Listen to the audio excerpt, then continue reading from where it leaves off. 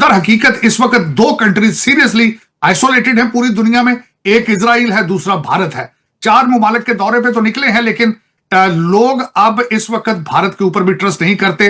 PM Modi जो है वो 4 या 5 कंट्रीज के विजिट पर है। पीएम मोदी के उसमें कई जगह पर यूएई और कई दूसरी कंट्रीज में उनको जो है $billion की इन्वेस्टमेंट भी मिल रही है। और नॉर्वे में क्या हुआ है, ये इंटरेस्टिंग सवाल है। और सुनने में आया कि मोदी साहब ने वहां पे नॉर्वेजियन बिजनेसमैनों को एड्रेस भी किया। फॉर एग्जाम्पल, जो 10% नॉर्वे की जो शिप्स हैं वो इंडिया में बनती हैं, अब वो कह रहे हैं कि हमें 25% लेके जाना है। अब सुनने में आया कि यूरोपियन फ्री ट्रेड एग्रीमेंट था, उनमें से Norway is a part of that country who will invest $100 billion in India. So it seems कि ये जो असल में तो ये partnership and economy and business का दौर है। सर ऐसी क्या बात है जो भारत में लोग इन्वेस्टमेंट कर लेते हैं या कंट्रीज कर लेती हैं, कंपनीज आ जाती हैं, आपके ख्याल से पाकिस्तान में क्यों नहीं आती? They're not doing this for Modi. That's the problem. India में they think this is because it's Modi. No, भाई वहाँ पे बहुत जुल्म हो रहा है। In 2026, more Muslims have been killed. रोज दिन रात लोग सड़क पे चलते हुए मार दे रहे हैं, लोगों को लिंच कर दे रहे हैं, पुलिस भी खड़े रह के देख रही है। There is no law and order. If you are a minority in India, there is no law and order. कोई भी बंदा आपको आके मार देता है, कोई भी ये करना था कि ये यूरोपियन ममालिक मोदी को बहुत ज्यादा अवार्ड दे रहे हैं, अवार्ड पे अवार्ड जा रहा है। नॉर्वे, स्वीडन, वजीर आजम जो हैं वो एयरपोर्ट पे आ रहे हैं लेने। What do you make of that? ये क्या चीज है? मोदी ने इनको पंजाबी में कहते हैं क्या सुंघाया है? आई थिंक इसमें सब मेरा कसूर है। मैं पिछले साल इटली गया हुआ था एक कॉन्फ्रेंस में, तो मैं वहाँ पे अमेरिकन ग्रैंड स्ट्रैटेजी पर एक लेक्चर दे रहा था। तो उनके साथ बातों बातों में मैंने कहा था कि भाई इंडिया की फॉरेन पॉलिसी का आजकल मकसद is not to promote India's interest, it is to promote Modi. कि भारत की एम्बेसीज, भारत की जो फॉरेन पॉलिसी है, मिनिस्ट्री ऑफ एक्सटर्नल अफेयर्स है, it is promoting Modi, it is promoting BJP, it is promoting Hindutva. He is not going there for Sweden, he is going there for the diaspora. और फिर जो उसके जो वो फोटोग्राफ वीडियोस जो वापिस आते हैं, हाँ? तो मोदी है तो मुमकिन है, इस तरह के नारे वगैरह।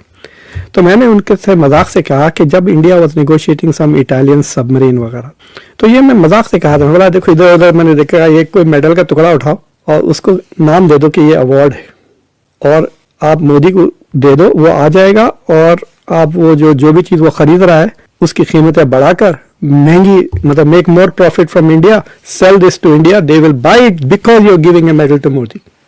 समझा?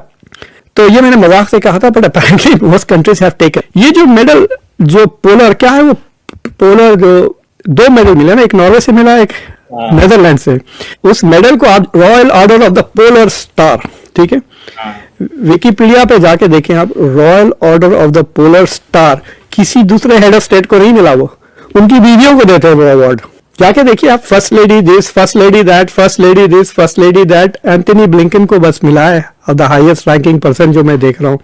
सो हाँ, तो ये इंडिया में बस प्रमोट करने के लिए है और कुछ भी नहीं। एक भी हेड ऑफ स्टेट नहीं है कि पूरा का पूरा आप जाके देख लें पोलर मेडल ऑफ ऑनर वगैरह। अब न, तो अब इंडिया में क्या है, पूरी जो विश्व गुरु का मतलब है ब्रेन डेड।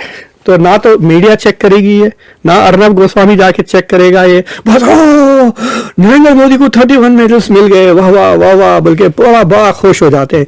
वहां पे मीडिया ने ऐसी की तैसी कर दी इनकी डिप्लोमेसी की। सवाल कर रहे थे, बड़े सख्त सवाल कर रहे थे, फ्रीडम ऑफ एक्सप्रेशन और वो बाकी। तो मैंने एक वीडियो शेयर किया, मैंने अभी इस पे एक शो किया आज से 6-7 घंटे पहले, ऑन हाउ बीजेपी का जो माइनॉरिटीज को लेकर रिकॉर्ड है। भाई वहां पे बहुत जुल्म हो रहा है।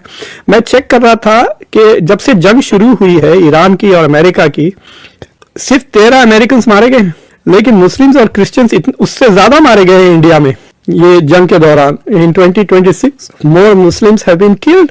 रोज दिन रात लोग सड़क पे चलते हुए मार दे रहे हैं, लोगों को लिंच कर दे रहे हैं, पुलिस भी खड़े रह के देख रही है। There is no law and order.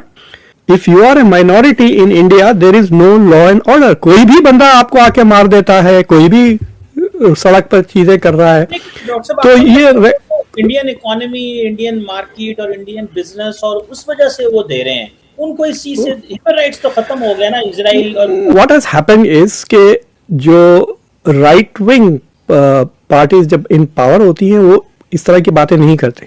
जैसा डोनाल्ड ट्रंप अब गए थे चाइना, उन्होंने एक लफ्ज नहीं बोला ह्यूमन राइट्स के बारे में, कुछ बोला चाइना के बारे में, फ्रीडम ऑफ प्रेस वगैरह।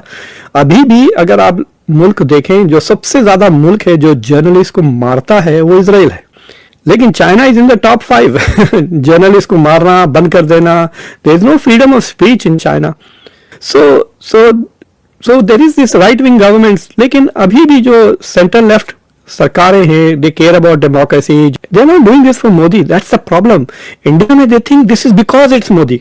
No, this is because it is India, and because India has 1.4 billion people, and India now has about 300 million people, या 10% ले ले आप, 150 मिलियन, जो मैं बार बार कहता हूँ, 2 जर्मनी के साइज की अपर मिडिल क्लास है जो चीजें खरीदती हैं फॉरेन की, आप उनको बेचना चाहते हैं। अगर आप छोटा सा मुल्क है जैसे कि नेदरलैंड्स को ले लें आप, अगर उन्होंने 100 मिलियन की चीजें बेच दी है इंडिया में तो बड़े खुश हो जाएंगे। For this small countries India is a huge market ना।